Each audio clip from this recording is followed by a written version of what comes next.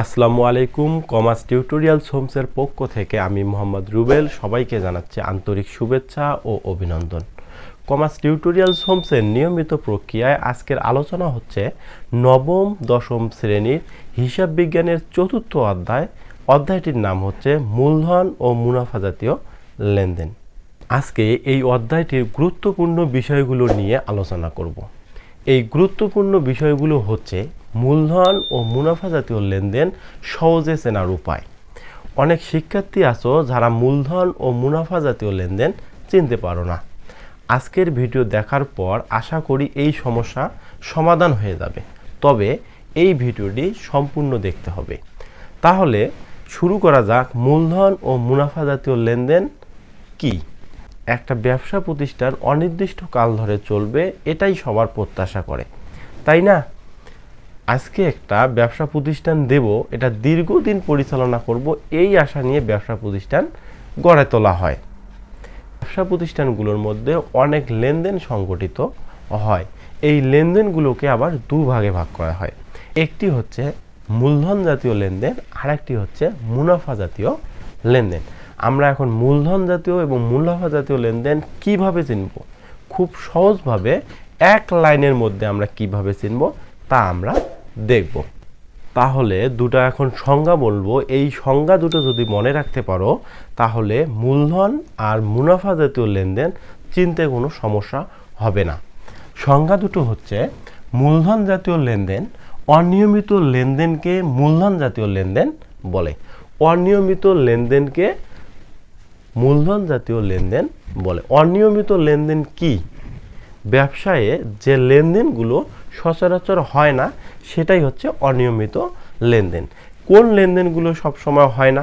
তাহলে আমাদের যেমন এখানে আছে সম্পদ, দায়, মূলধন, এগুলো হচ্ছে অনিয়মিত লেনদেন, আর এগুলোই হচ্ছে মূলধন জাতীয় লেনদেন। যেমন বলতে পারি, আজকে যদি একটা আমরা আসবাবপত্র ক্রয় করি, ওই আসবাবপত্রটা কবে ক্রয় করব তার নির্দিষ্টতা নেই, এজন্য এটি হচ্ছে অনিয়মিত লেনদেন। আবার একটা যন্ত্রপাতি ক্রয় করি, এই যন্ত্রপাতিটা কবে ক্রয় করব এর নির্দিষ্টতা নেই, এজন্য এটা অনিয়মিত লেনদেন। আর এই অনিয়মিত লেনদেনগুলোই হচ্ছে মূলধন জাতীয় লেনদেন। তাহলে মনে থাকবে মূলধন জাতীয় লেনদেন কি? অনিয়মিত লেনদেনকে মূলধন জাতীয় লেনদেন বলে। তাহলে অনিয়মিত লেনদেন কি আবার? তাহলে যে লেনদেনগুলো সচরাচর হয় না সেগুলোই হচ্ছে অনিয়মিত লেনদেন। সম্পদ, দায়, মূলধন, সম্পদ, দায়, মূলধন, এই তিনটা মূলধন জাতীয় লেনদেন হয়। আবার আসবাবপত্র, যন্ত্রপাতি, এগুলো হচ্ছে মূলধন জাতীয় লেনদেন। যেমন আজকে যদি একটা আমি গাড়ি ক্রয় করি, এই গাড়িটা আর কবে ক্রয় করব তার নির্দিষ্টতা নেই, এজন্য এটি হচ্ছে মূলধন জাতীয় লেনদেন। এখন আমরা দেখি মুনাফা জাতীয় লেনদেন। নিয়মিত লেনদেন সব সময় মুনাফা জাতীয় লেনদেন হয়। যে লেনদেনগুলো ব্যবসায় প্রতিষ্ঠানে নিয়মিত হয়। কি লেনদেনগুলো নিয়মিত হয়? যেমন আমরা ক্রয় বিক্রয় নিয়মিত হয় একটা নির্দিষ্ট সময়, আজ, কাল, পরশু, 7 দিন পর, 15 দিন পর, 1 মাস পর, 5 মাস পর হয়, এগুলোকে আমরা বলবো নিয়মিত লেনদেন। তাহলে নিয়মিত লেনদেনটা কাকে বলে? আমরা ধরবো যে লেনদেনটা প্রতিদিন, 1 সপ্তাহ পর, 15 দিন পর, 1 মাস পর, 5 মাস পর হচ্ছে, এই লেনদেনগুলো আমরা ধরে নেব সেটা নিয়মিত লেনদেন। আর এই নিয়মিত লেনদেনগুলোই হচ্ছে মুনাফা জাতীয় লেনদেন। তাহলে ক্লিয়ার? তাহলে এই লেনদেনগুলো কি কি হতে পারে? ক্রয়, আমরা ক্রয় করতে পারি, বিক্রয় করতে পারি, আমাদের প্রতিষ্ঠানের কাজ বিক্রয় করতে পারি, বিদ্যুৎ বিল দিতে পারি, বিদ্যুৎ বিল 1 মাস পর দিচ্ছি, বেতন দিচ্ছি, ভাড়া দিচ্ছি, এই জিনিসগুলো হচ্ছে নিয়মিত লেনদেন। তাহলে আমরা বুঝতে পারবো যেগুলো নিয়মিত লেনদেন হয় সেগুলো হচ্ছে মুনাফা জাতীয় লেনদেন। এখন আমরা দেখব বিলম্বিত মুনাফা জাতীয় ব্যয়সমূহ কি কি।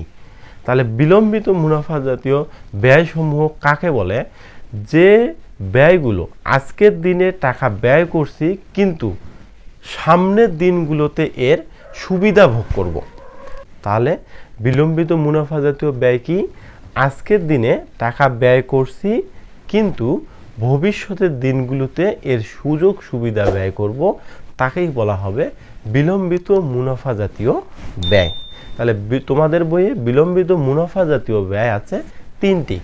এই 3টি হচ্ছে বিলম্বিত মুনাফা জাতীয় ব্যয় হচ্ছে বিলম্বিত বিজ্ঞাপন, সামনের বছরের বিজ্ঞাপন।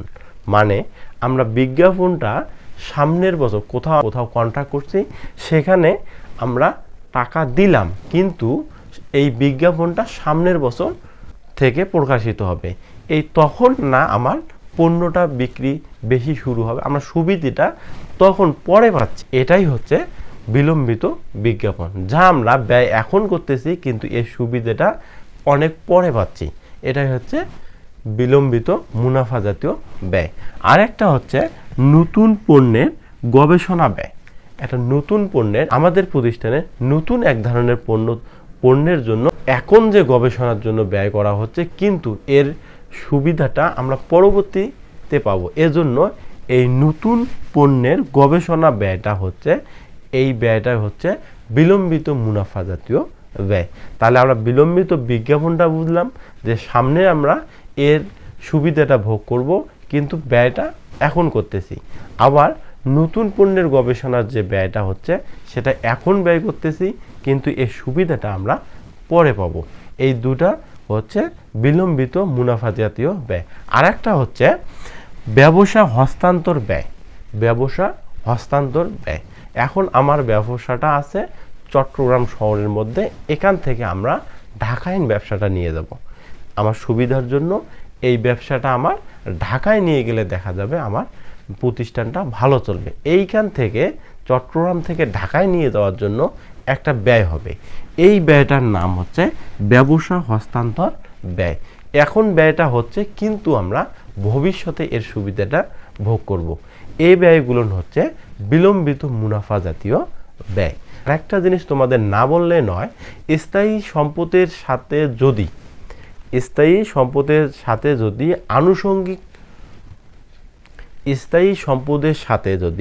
আনুষঙ্গিক খরচ হয়, তাহলে সেটা ব্যয় না হয়ে সম্পদের নামে লিখতে হবে।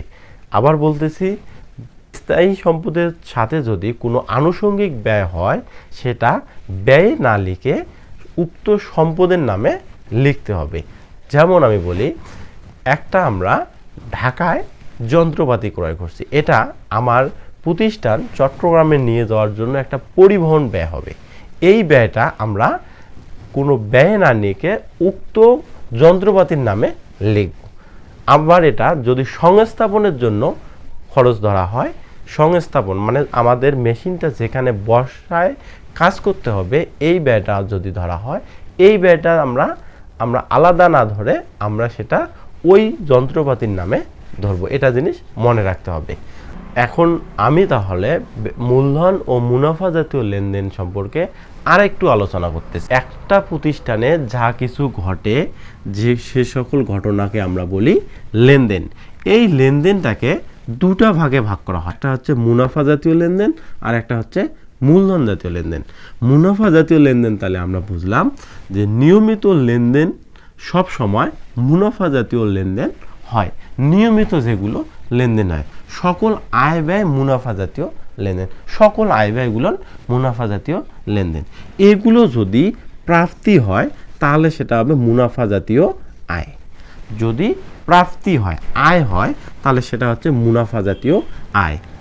আবার যদি এগুলো মুনাফা জাতীয় লেনদেনের দ্বারা ব্যয় হয়, তাহলে সেটা মুনাফা জাতীয় ব্যয়। আবার এই লেনদেনের দ্বিতীয় মূলধন জাতীয় ব্যয়, এই মূলধন জাতীয় ব্যয়টা বললাম আমরা অনিয়মিত লেনদেনকে মূলধন জাতীয় ব্যয় বলে। এই মূলধন জাতীয় ব্যয় যদি প্রাপ্তি হয় প্রতিষ্ঠানের, তাহলে সেটা হচ্ছে মূলধন জাতীয় আয়। আবার যদি মূলধন জাতীয় ব্যয়টা প্রদান করা হয়, তাহলে মূলধন জাতীয় ব্যয়। তাহলে আমরা এই লেনদেন থেকে পাচ্ছি মুনাফা জাতীয়, মূলধন জাতীয়।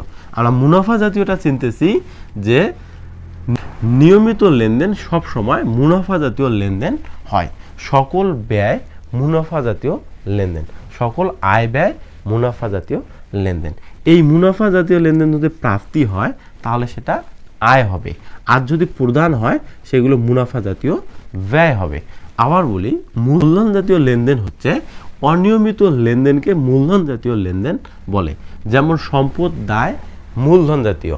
এই অনিয়মিত বলতে এখন নির্দিষ্ট কোনো সময় অন্তর হবে না, এটা কখন হবে তা ঠিক হবে না, এটা 1 বছর 2 বছর 5 বছর পর কখন ঘটবে তার কোনো নির্দিষ্টতাও থাকবে না, সেইটাই হচ্ছে আমার মূলধন জাতীয় লেনদেন। যেমন ব্যবসায় একবার মুনাফা দিলাম, একবার আসবাবপত্র কিনলাম, একবার যন্ত্রপাতি কিনলাম, এটা আর নির্দিষ্ট সময়ের জন্য কখন হবে তার নির্দিষ্টতা আসে না। এই লেনদেনটা হচ্ছে মূলধন জাতীয় লেনদেন। এই মূলধন জাতীয় লেনদেন প্রতিষ্ঠানে যখন আসবে তো প্রাপ্তি হবে, সেটা হবে মূলধন জাতীয় প্রাপ্তি অথবা আয়। আর এটা যখন ব্যয় হবে সেটা হচ্ছে প্রদান হবে, সেটা হচ্ছে মূলধন জাতীয় ব্যয়। তাহলে মুনাফা জাতীয় লেনদেনগুলোর ক্লিয়ার। এখন আরেকবার আমরা দেখব যে মূলধন জাতীয় লেনদেনগুলো কি।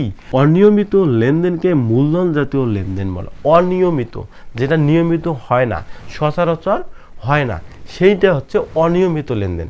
আর এই অনিয়মিত লেনদেনটা হচ্ছে মূলধন জাতীয় লেনদেন। আর মুনাফা জাতীয় লেনদেন হচ্ছে যেটা সচরাচর হয়, অর্থাৎ সকল আয় ব্যয় অন্তর্ভুক্ত হচ্ছে মুনাফা জাতীয় লেনদেন। এই মূলধন জাতীয় এবং মুনাফা জাতীয় লেনদেন এগুলো। তাহলে বিলম্বিত মুনাফা জাতীয় ব্যয়সমূহ কি কি আছে? একটা তো বিলম্বিত বিজ্ঞাপন, যা এখন ব্যয় করতেছি কিন্তু এর সুবিধা ভবিষ্যতে পাচ্ছি। আবার আছে কি নতুন পণ্যের গবেষণা ব্যয়, সেটা এখন ব্যয় করতেছি কিন্তু এর সুবিধাটা ভবিষ্যতে পাবো, এটার নাম হচ্ছে বিলম্বিত মুনাফা জাতীয় ব্যয়। আবার হচ্ছে ব্যবসা হস্তান্তর ব্যয়। এই ব্যবসাটা এক জায়গা থেকে আরেক জায়গায় নিয়ে যাওয়ার জন্য যে ব্যয়টা হচ্ছে এটার নাম হচ্ছে ব্যবসা হস্তান্তর ব্যয়, কিন্তু ব্যয়টা এখন করলেও এর সুবিধাটা আমরা ভবিষ্যতে পাবো, এজন্য এটা হচ্ছে বিলম্বিত মুনাফা জাতীয় ব্যয়। আরেকটা জিনিস না বললেই নয় যে স্থায়ী সম্পদের সাথে আনুষঙ্গিক খরচগুলো ব্যয়ে অন্তর্ভুক্ত হবে না। এটা কিন্তু ভালো করে মনে রাখতে হবে যে স্থায়ী সম্পদের আনুষঙ্গিক খরচগুলা ব্যয়ে অন্তর্ভুক্ত হবে না, উক্ত সম্পদের নামে হবে। যেমন পরিবহন, সম্পদ ক্রয় করি, সেটা পরিবহনের জন্য উক্ত সম্পদের নামে হবে। আবার সংস্থাপন ব্যয় উক্ত সম্পদের নামে হবে। তাহলে এই জিনিসগুলো ভালো করে মনে রাখলে আশা করা যায় মূলধন ও মুনাফা জাতীয় লেনদেনে কোনো সমস্যা হবে। এখন তোমাদের সৃজনশীল প্রশ্নে থাকবে কিছু এন্ট্রি দেওয়া থাকবে। এই এন্ট্রিগুলো যখন পড়বা তখন খেয়াল করবা এটা নিয়মিত না অনিয়মিত। যখন তুমি পারলা, যেমন হতে পারে বেতন প্রদান, এই বেতনটা তোমার 1 মাস পর পর প্রদান করতে হয়, তাহলে এটা নির্দিষ্ট এবং নিয়মিত লেনদেন। তাহলে এটাকে কি বলতে হবে? মুনাফা জাতীয় লেনদেন। এখন তোমাকে চিন্তা করতে হবে এটা আমার প্রাপ্তি হচ্ছে না প্রদান হচ্ছে। বেতন প্রদান করতেছি তাহলে এটা আমাকে ধরতে হবে এটা মুনাফা জাতীয় ব্যয়। আবার আরেকটা এরকম এন্ট্রি হবে আসবাবপত্র ক্রয়, এটা আসবাবপত্র ক্রয়, এইটাকে তোমাকে চিন্তা করতে হবে এটা মূলধন জাতীয় না মুনাফা জাতীয়। তাহলে আসবাবপত্র এটা নির্দিষ্ট সময় নয়, তাহলে এটা মূলধন জাতীয় লেনদেন হবে। এখন তোমাকে চিন্তা করতে হবে যে এর ফলে আমার আয় হচ্ছে না ব্যয় হচ্ছে, প্রাপ্তি হচ্ছে না প্রদান হচ্ছে। আসবাবপত্রের ক্ষেত্রে আমরা টাকা প্রদান করতেছি, এটা আমার যাচ্ছে, এজন্য এটা কি হবে? মুনাফা জাতীয় ব্যয়। এই জিনিসগুলো খেয়াল করে যদি লেখো তোমরা, তাহলে মনে হয় এই মূলধন ও মুনাফা জাতীয় লেনদেনে কোনো প্রকার সমস্যা হবে না।